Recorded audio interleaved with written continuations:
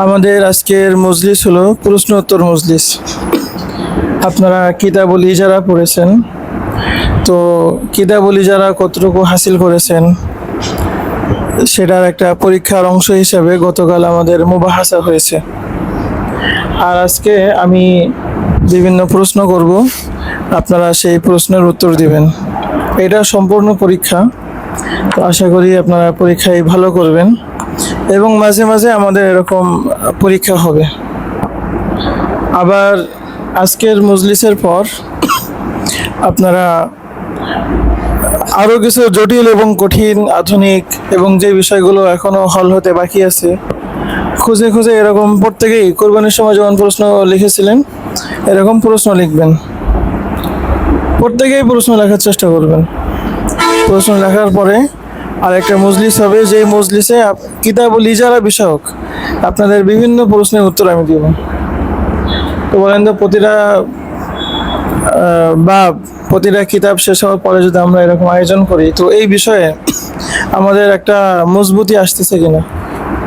এই কিতাবুল ইজারা আপনারা একদিকে যেমন আরবি কিতাব থেকে পড়েছেন, ওইটার আরবি প্রশ্ন এমসিকিউ, বাংলা প্রশ্ন উত্তর, এরপরে বাংলা বিভিন্ন আরও ফাওয়ায়েদ মাসিক আল কাউসার থেকে দেওয়া হয়েছে। তো সব মিলে আশা করতেছি এসব বিষয়ে যে সমস্ত উলামা কেরামের মধ্যে চর্চা কম, সাধারণ মানুষের এই ব্যাপারে সচেতনতা কম, দরসে নিজামির মধ্যে এই সমস্ত সম্পর্কে পর্যাপ্ত পড়াশোনাও হয় না, তো এই জন্য আমরা এই বাবগুলোকে বেশি একটু জোর দিয়ে থাকি। তো এখন আমি প্রশ্ন করব, আপনারা শুধু মাসআলা বলবেন, কোনো সুরাতি মাসআলা বা ফতোয়া প্রদান দরকার নাই। আমি যেই প্রশ্ন করব আপনারা শুধু প্রশ্নের উত্তর দিবেন, ঠিক আছে? মানে যার নাম বলবো উনি মাইক্রোফোনটা হাতে নিয়ে উনি দাঁড়িয়ে উত্তর দিবেন, নিজের জায়গা থেকে দাঁড়িয়ে উত্তর দিবেন। আপনারা মুকদ্দিমা পড়েছেন, কোনটা কাকে বলে, ইসতিলাহি সংজ্ঞা কি, এগুলা পড়া হয়েছে?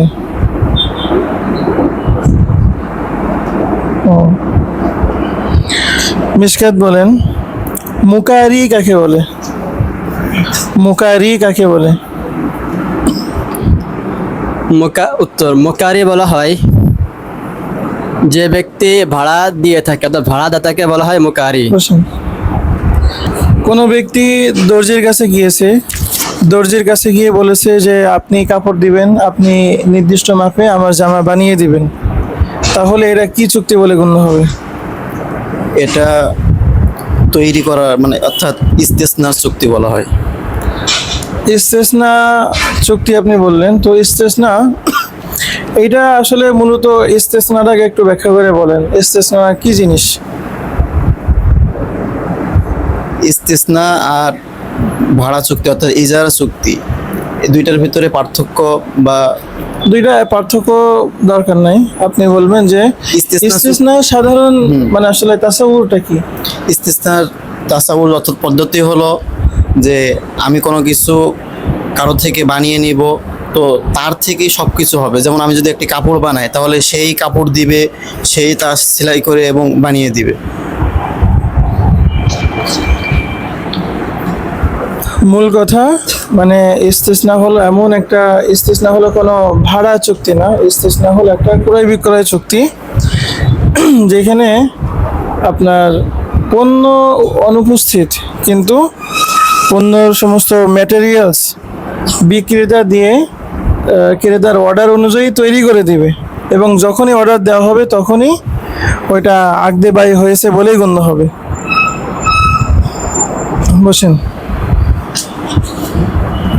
হারুন দাঁড়ান, আপনি বলেন যে আপনি একটা ইজি বাইকে উঠলেন, দরাটানায় যাবেন, কিন্তু এই বাস স্ট্যান্ড পর্যন্ত যাওয়ার পর আপনি দেখলেন যে আপনার এখানে একটা প্রয়োজন আছে, এই জন্য আপনি বললেন ভাই আমাকে নামিয়ে দেন, আমি আর সামনে যাব না, কারণ ওই মুহূর্তে আপনার দরাটানায় যাওয়ার প্রয়োজন নাই। এখন প্রশ্ন হলো যে আপনি 5 টাকা দিতে যাচ্ছেন, যেহেতু স্ট্যান্ড পর্যন্ত 5 টাকা ভাড়া, কিন্তু সেই ব্যক্তি বলছে না হুজুর আমার 15 টাকা দিতে হবে, আপনি তো 10 টাকা পর্যন্ত চুক্তি করে উঠেছেন। তো এখন সে 5 টাকা দিবে নাকি 15 টাকা দিবে? প্রশ্নোক্ত ক্ষেত্রে যেহেতু সে চুক্তি করে নিয়েছে দরাটানো পর্যন্ত যাবে, এই জন্য ওই ড্রাইভার যদি 15 টাকা চায় তাকে 15 টাকা দেওয়া লাগবে। না, 15 টাকা না, এখানে 5 টাকা দিবে। কারণ সে কোন পর্যন্ত গিয়েছে এবং এতটুকু যাওয়ার মধ্যে ওই গাড়ি চালকের আলাদা কোনো ক্ষতিও নাই। আপনার এটা ঠিক হবে ওই ক্ষেত্রে যখন আপনি কোনো একটা পরিবহনে উঠেছেন, টিকিট কেটে করে ঢাকায় যাবেন, কিন্তু ফরিদপুরে বা এদিকে ভাঙ্গার দিকে গিয়ে আপনি নেমে গিয়েছেন। এবার আপনি বলতেছেন আমার বাকি টাকা ফেরত দাও। এখানে ওই গাড়িওয়ালাদের কি আছে? ক্ষতি। কিন্তু এই ইজি বাইক ড্রাইভারের কোনো ক্ষতি নাই, কারণ ওটা একটা তাদের স্টপেজ, যে ওখান থেকে সে আলাদা যাত্রী নিতে পারে এবং যে কোনো যাত্রী একটা স্টপ পর্যন্ত গিয়ে সে নামতেও পারে। এই জন্য এখানে যতটুকু সে গিয়েছে ততটুকু সে ভাড়া দিবে। বসেন। সুলতান দাঁড়ান। কোনো ব্যক্তি কোনো বস্তু ভাড়া নিয়েছে, ভাড়া নেওয়ার পর সেই ভাড়া বস্তুর মধ্যে ত্রুটি দেখতে পেয়েছে, কিন্তু ত্রুটিটা এমন কঠিন না বা এমন বেশি না যেটা সে একেবারে ভাড়া কন্টিনিউ করতে পারবে না, এরকম না, কিন্তু সমস্যা হচ্ছে। তো এখন ভাড়া গ্রহীতা কি করতে পারবে? এখন তার করণীয় কি?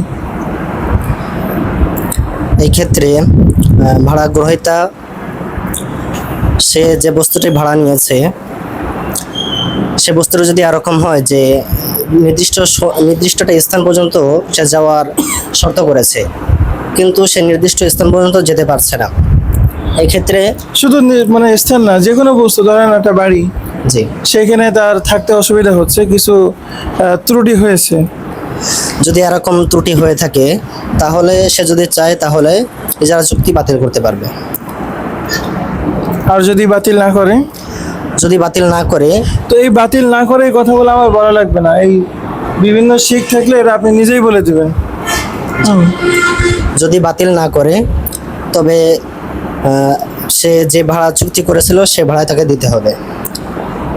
হ্যাঁ, বসেন। মাহমুদ দাঁড়ান। আপনি বাবুর্চি ভাড়া করেছেন, ধরেন আপনার বোনের বিবাহতে তারা, বা আপনার কোনো খালাতো বোন, মামাতো বোন, তার বিবাহেতে তারা রান্না করবে, কিন্তু কোনো কারণে ওই বিবাহ আর ওই নির্দিষ্ট তারিখে হবে না। তো এখন আপনি যেদিন বিবাহ তার আগের দিন জানিয়ে দিলেন যে ভাই আমাদের তো সমস্যা হয়েছে, আমাদের বিবাহটা আর 1 সপ্তাহ পরে হবে। এখন ওই বাবুর্চির ভাড়া দেওয়া লাগবে, মানে তার পারিশ্রমিক দেওয়া লাগবে কিনা? না, যদি এরকম কোনো প্রতিবন্ধকতা তৈরি হয় বিবাহের ক্ষেত্রে, যেটা প্রতিবন্ধক মূল কাজের ক্ষেত্রে, তাহলে ওই বাবুর্চির ভাড়া দেওয়া লাগবে না, ইজারা বাতিল হয়ে যাবে। হ্যাঁ, তো যেহেতু যেই কাজের জন্য তাকে ভাড়া নেওয়া হয়েছিল ওই কাজ যেহেতু সে করতে পারছে না, এই জন্য সে কোনো পারিশ্রমিক পাবে না। তবে যদি ওই বাবুর্চি চলে আসে ওই দিন এবং তখনও তাকে কিছু না জানানো হয়, সে সব কিছু কাজ শুরু করে দিয়েছে, এমনকি দিনের বড় অংশ চলে গিয়েছে, অনেক সময় হয় না যে একদম কবুল বলবে এই মুহূর্তে বিবাহ ভেঙে গিয়েছে, দেখা যাচ্ছে রান্নার কাজ বা শুরু করে দিয়েছে, তার দল বলে নেই, এবং এমন অবস্থায় যে ওই দিন যদি আপনি তাকে ফিরিয়ে দেন সে অন্য কোনো জায়গায় কাজ পাবেও না। তো এই অবস্থায় কিন্তু তাদের ভাড়া দেওয়া লাগবে, পারিশ্রমিক দেওয়া লাগবে। বসেন। আব্দুল আজিজ দাঁড়ান। এক ব্যক্তি এক ধাত্রী ভাড়া করেছে, ধাত্রী মানে শিশুকে দুধ পালন করানোর জন্য, কিন্তু পরে দেখলো ধাত্রীর গায়ে অনেক ঘা, পাছড়া ইত্যাদি, যেটা সন্তানকে ওখানে দেওয়ার ব্যাপারে বাবা মার মনে সায় দিচ্ছে না। এখন করণীয় কি? এই ক্ষেত্রে বাবা মা চাইলে ওই ইজারা চুক্তিটা বাতিল করতে পারবে। বসুন। কোনো ব্যক্তি একজন ব্যক্তির কাছ থেকে আপনি একটা ইজি বাইক ভাড়া নিয়েছেন বা একটা মাইক্রো ভাড়া নিয়েছেন, কিন্তু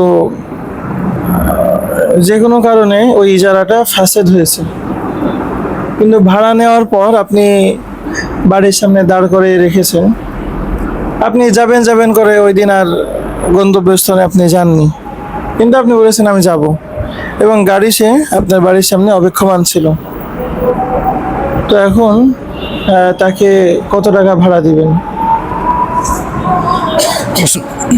প্রশ্নোক্ত ক্ষেত্রে যেহেতু ওই ব্যক্তি গাড়ি ভাড়া নিয়ে নিজের আয়ত্তে নিয়ে এসেছে, অর্থাৎ তার মধ্যে নিজের ব্যবহার করার এখতিয়ার ছিল, কিন্তু সে কোনো কারণে নিজে ব্যবহার করতে পারেনি বা নিজের উদ্দেশিত স্থানে যায়নি, এক্ষেত্রে আজরে মোসাম্মা দিবে। অর্থাৎ যেই চুক্তি করেছিল তাদের উভয়ের মধ্যে, সেই চুক্তি অনুযায়ী তার ভাড়া দেওয়া আবশ্যক হবে। আমি তো প্রথমেই বলেছি যে কোনো কারণে ইজারাটা ফাসেদ হয়েছে। তো ইজারা ফাসেদের মধ্যে বাস্তবে যদি ওই গাড়িতে চড়া না হয়, গন্তব্যে যদি যাওয়া না হয়, তাহলে 1 পয়সাও ভাড়া দেওয়া লাগে না। আপনি বলবেন হুজুর গাড়িতেও সেখানে অপেক্ষমান ছিল, তারপরে ভাড়া দেওয়া লাগবে না, কারণ ওই ভাড়াদাতারও তো বোঝা উচিত যে আমি তো সহি কোনো ইজারা চুক্তি, ভাড়া চুক্তি আমি করতে পারিনি, আমার এই চুক্তি তো ফাসেদ হয়েছে, আমি সেখানে অপেক্ষা করব কেন? ইসমাইল দাঁড়ান। কোনো ব্যক্তি একটা ঘর সে নিজে ভাড়া নিয়েছে, ভাড়া নেওয়ার পর অন্য এক ব্যক্তিকে সে ভাড়া দিয়েছে, বাসা বাড়ি যেটা ফ্যামিলি নিয়ে মানুষ থাকে, এরকম একটা বাসা বাড়ি মালিকের অনুমতি ছাড়া ভাড়া দিয়েছে, এক্ষেত্রে হুকুম কি? কোনো ব্যক্তি যদি মানে শুদ্ধভাবে নিজে ভাড়া নেওয়ার পর অন্যকে ভাড়া দেয় মালিকের অনুমতি ছাড়া, এটা সহি হবে না। আপনারা বিষয়টা এইভাবে বলবেন যে বাসা বাড়িগুলো মালিকরা ভাড়া দেয়, তারা যাদের পছন্দ হয় ভাড়াটিয়া হিসেবে তাদের কাছেই দেয়। তো এই জন্য দেখা যাচ্ছে এখানে ফিকের কিতাবের মধ্যে যে আছে যে লা ইখতালিফু বিইখতিলাফিল মুস্তাআমিলিন, এটা হয়তো 1 জন 2 জন 3 জন এই ভারতের কারণে বিল্ডিং ভেঙে পড়বে না, কিন্তু দেখা যাচ্ছে তাদের সামাজিক আচার আচরণ, তাদের মুআমালা, লেনদেন ইত্যাদি ওই নতুন ভাড়াটিয়াদের সাথে বাড়ির মালিকের বনাবনি নাও হতে পারে। এই জন্য আপনার যদি অন্য কাউকে ভাড়া দিতে হয়, ভাড়া দিতে পারবে, কিন্তু অনুমতি লাগবে, মালিকের কি লাগবে? অনুমতি লাগবে, অনুমতি ছাড়া ভাড়া দিতে পারবে না। আর যদি এমন হয় যে এমন জিনিস যেটা আসলে দেখা যাচ্ছে মার্কেটে একটা দোকান, ঘর বা এরকম একটা জমিন, তো এটা যদি কেউ ভাড়া নেয় তো নিয়ে আরেকজনকে সে ভাড়া দিতে পারবে, কিন্তু অতিরিক্ত কোনো মূল্য ভাড়া নিতে পারবে না, সে যেই ভাড়ায় নিয়েছে ওই ভাড়াই দিবে। অতিরিক্ত ভাড়া নিতে হলে তাকে কি করা লাগবে? ওখানে নিজের পক্ষ থেকে কোনো না কোনো বস্তু ওখানে অ্যাড করা লাগবে। যেমন দোকান হলে সেখানে সে ডেকোরেশন করেছে, জমিন হয়ে দেখা যাচ্ছে সেখানে মাটি ফেলে সমান করেছে, আরও মানে চারিদিক থেকে বেড়া দিয়েছে, এরকম কিছু অ্যাড করা লাগবে, এরপরে গিয়ে বেশি দামে ভাড়া দিতে পারবে। যদি কোনো কিছু অ্যাড করা ছাড়া বেশি দামে ভাড়া দেয় তাহলে এটা সুদ হবে। কি হবে? সুদ হবে। তো এরকম অস্পষ্ট খর্বাকৃতির উত্তর দিলে হবে না।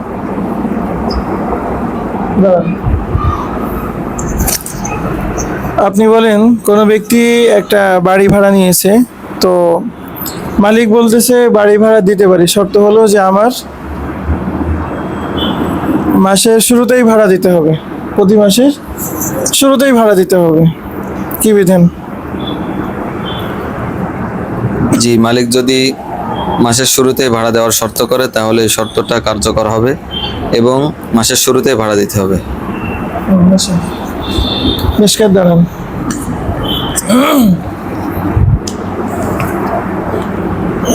এক ব্যক্তি অন্য ব্যক্তিকে একটা বাড়ি ভাড়া দিয়েছে 5 বছরের জন্য, কিন্তু 2 বছরের টাকা আগেই পরিশোধ করে দিয়েছে।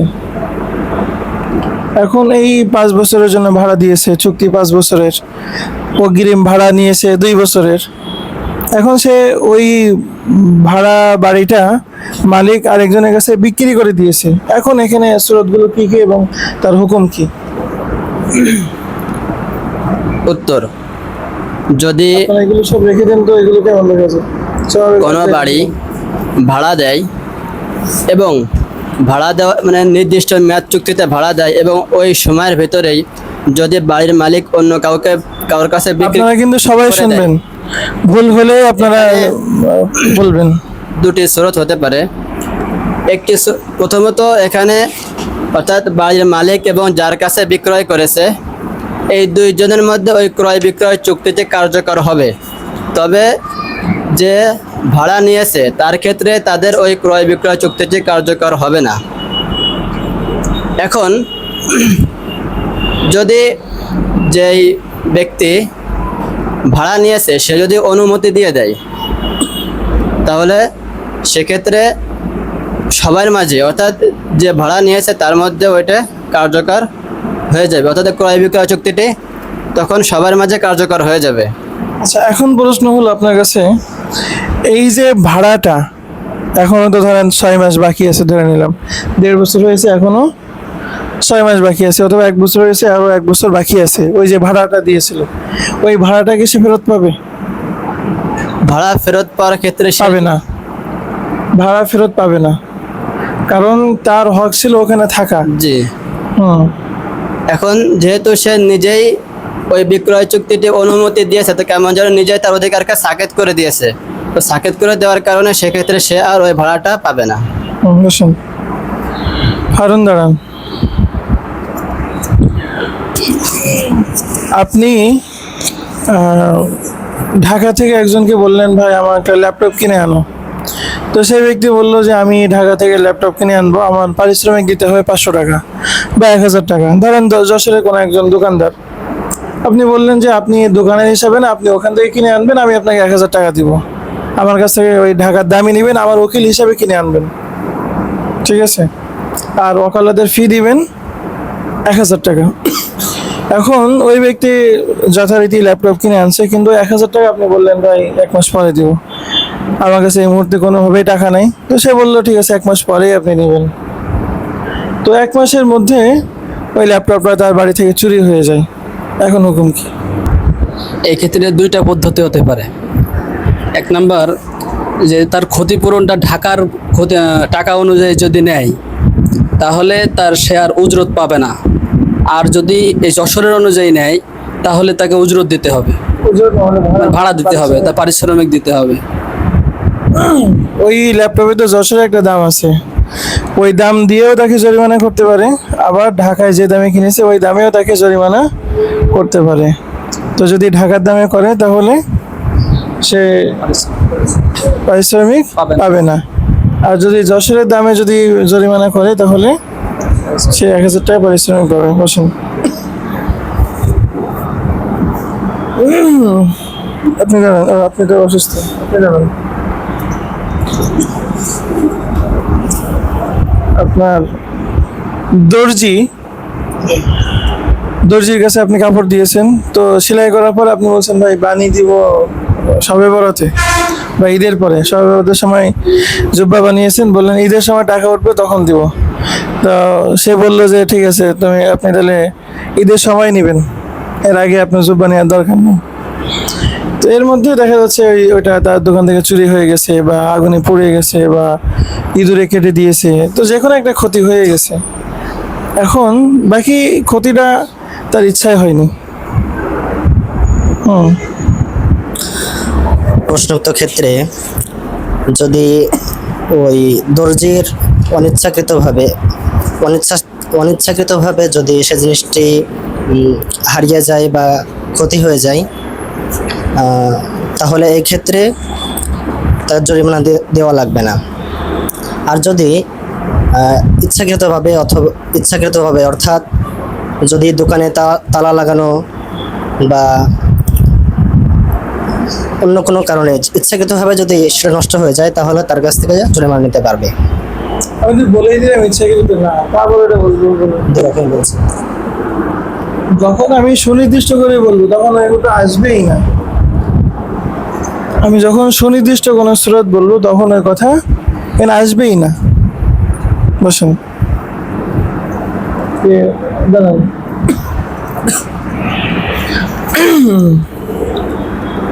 বলেন তো, ইজারার মধ্যে কি খেয়ারে আয়েব আছে, এবং থাকলে কোন ধরনের আয়েবের ক্ষেত্রে খেয়ারে আয়েব সাব্যস্ত হবে? প্রশ্ন দুইটা। প্রশ্নোক্তের ক্ষেত্রে ইজারার মধ্যে ভাড়া চুক্তির মধ্যে খেয়ারে আইব বিবেচনা করা হয়। হ্যাঁ খেয়ারে আইব এটা বিবেচনা করা হয় এবং খেয়ারে আইব এটা এমন দোষ যেটা ওই ভাড়াকৃত বস্তুর মূল্য কমায় দেয়। ভাড়াকৃত বস্তুর মূল্য কমায় দেবে। না। ইজারার যেই মূল মাকসাদে খলল সৃষ্টি করে, আপনার অসুবিধা সৃষ্টি করে। ইউফিল্লু বিল মাকসুদ, অর্থাৎ আপনি যে কাজের জন্য ভাড়া নিয়েছিলেন ওই কাজে আপনি সব ভালোভাবে করতে পারছেন না। যেমন আপনি গাড়িতে করে যাবেন হলো ঢাকায়, একটা অ্যাম্বুলেন্স ভাড়া করছেন, তো কিছু দূর পর পর যেতে যেতে মানে কিছু দূর যায় আবার ইঞ্জিন বন্ধ হয়, কিছু দূর যায় ইঞ্জিন বন্ধ হয়, আবার ঠেলাঠেলি করা লাগে। তো এই ইজারা এটা হলো কি আইব। বসুন আপনি জানান তো ইজারার মধ্যে খেয়ারের রুইয়াত আছে কিনা, থাকলে কখন?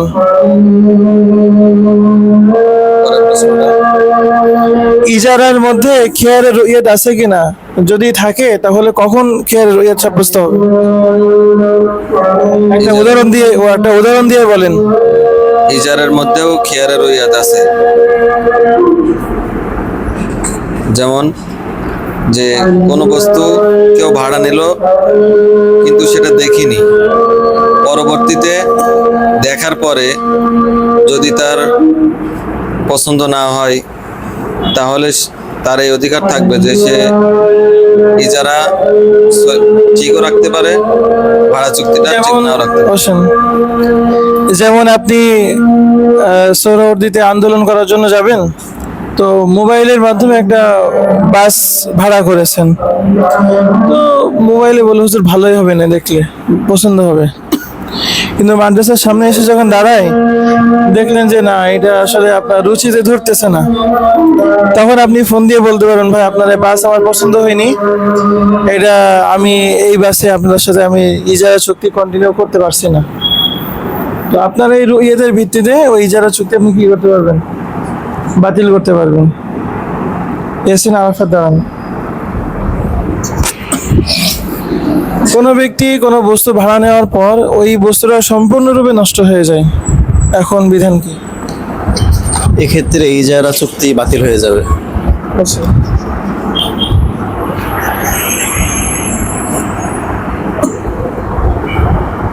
এখন দাঁড়ান। একটা গাড়ি ভাড়া নিয়েছেন, তো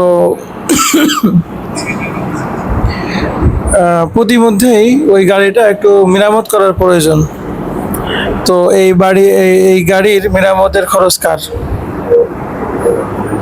এই গাড়ির মেরামতের খরচ যে গাড়ির মালিক, তারপরেই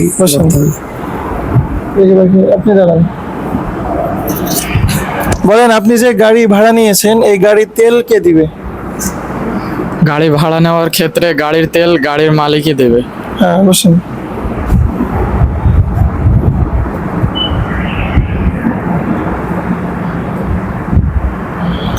আমি সিরিয়াল বুঝতেছি না, কেউ আগে পরে হলে একটু হাত উঠাবেন। এখনকার সিরিয়াল আসা উচিত। মাসুদ দাঁড়ান।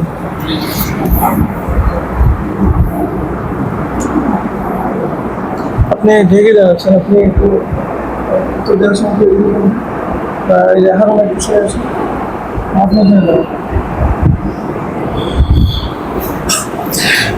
বাড়ি ভাড়া নেওয়ার পর আপনার ওই বাড়ি দেখা যাচ্ছে একটা চুলা বানানো প্রয়োজন, আবার হচ্ছে সিলিং ফ্যান আপনার আছে কিন্তু ওইটা আবার ফিটিং করা প্রয়োজন। এই যে মিস্ত্রি খরচটা বা চুলা বানানো যে খরচ, এই খরচটা আসলে কে বহন করবে?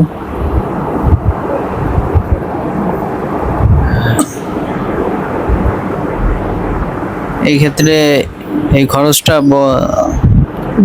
জানালায় পর্দা লাগাবে, তো এই পর্দার খরচ কে দিবে?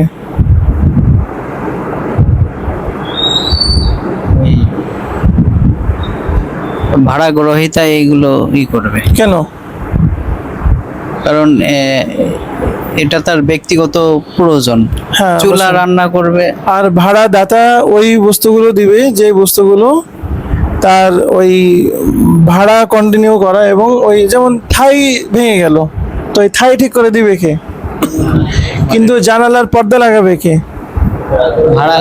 ভাড়া গ্রহীতা লাগাবে। কি দাঁড়াবেন? মিকাইল দাঁড়ান। আপনি একটা পশু, একটা ঘোড়া ভাড়া করেছেন, তো এই ঘোড়াকে আপনি আঘাত করতে পারবেন কিনা?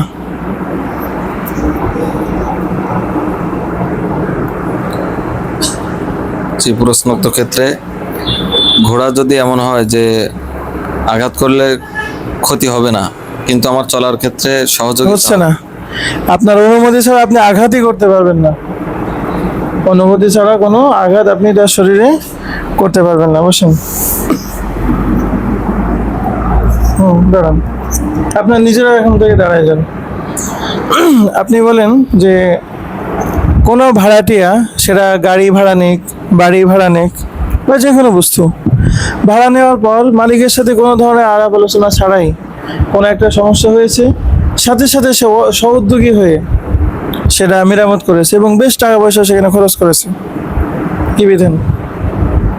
এক্ষেত্রে ভাড়া গ্রহীতা মালিক থেকে এই টাকা নিতে পারবে না, বরং যেহেতু সে স্ব-উদ্যোগে করেছে, এটা তার জন্য সওয়াবের কারণ হবে, অর্থাৎ দান হবে। এটা বলেন এটা তাবাররু হবে, এটা একটা স্বেচ্ছা দান হবে। এখান থেকে সে কোনো কিছু ফেরত নিতে পারবে না। এরপরে কে? আপনি বলেন যে আপনার লাইটের সমস্যা, লাইটের ফ্যানের লাইনের সমস্যা, ট্যাপ নষ্ট হয়ে গেছে, আপনার দরজা যেখানে তালা লাগাবেন সেটা নষ্ট হয়ে গেছে, নানান সমস্যা। তো আপনি বাড়ির মালিককে বারংবার বলছেন, কিন্তু সে কোনোভাবেই ঠিক করে দিচ্ছে না। তো এখন ভাড়াটে হিসেবে আপনি এখন কি করতে পারেন? ভাড়াটিয়া হিসেবে যদি আমি বাড়ির মালিকের কাছে বারংবার বলার পরেও যদি সে ঠিক না করে দেয় এবং আমি যদি নিজেই করে নিই, তাহলে এই ক্ষেত্রে আমি বাড়ির মালিকের কাছ থেকে কোনো কিছু নিতে পারবো না, অর্থাৎ এটা তাবারুয়ান হবে। বাড়ির মালিক ঠিক করে দিচ্ছে না, এখন আপনি কি ওটা নিজের থেকেই করবেন না আর কিছু করণীয় আছে? আমি তাকে ঠিক করে দিতে বলবো বাড়ির মালিককে। আর সে ঠিক করে দিচ্ছে না, সেটা তো বললাম। তাহলে এই ক্ষেত্রে আমার ইচারা ফস্ক করার অধিকার আছে, ফস্ক না বলে একটু বাতিল রহিত করার অধিকার আছে। এবার দাঁড়ান,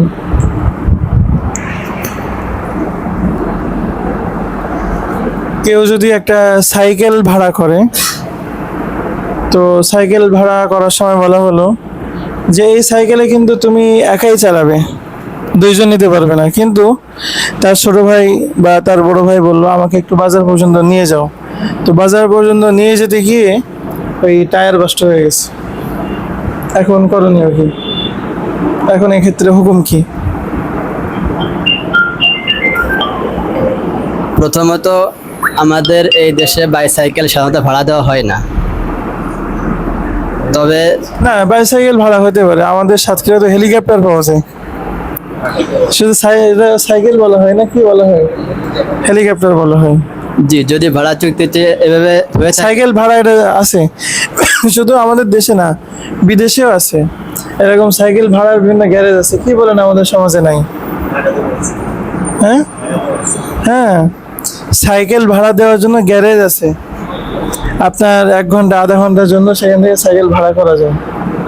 যেমন জানা ছিল না। হ্যাঁ, যদি এক্ষেত্রে ভাড়া দিয়ে থাকে এবং নির্দিষ্ট করে যায় যে আপনি উঠবেন, অন্য কাউকে ওঠার অধিকার থাকবে না, এই ক্ষেত্রে যেহেতু সে তার ছোট ভাইকে উঠিয়েছে এবং তার কারণে টায়ার বাস্ট হয়ে গিয়েছে, তো সে ক্ষতিপূরণ দেবে, অর্থাৎ টায়ারটা সেরে দিবে, কিন্তু এক্ষেত্রে তার ভাড়া দেওয়া লাগবে না, অর্থাৎ যে নির্ধারিত ভাড়া সেটা তার দেওয়া লাগবে না, কারণ ভাড়া এবং জরিমানা দুটো একসাথে হতে পারে না।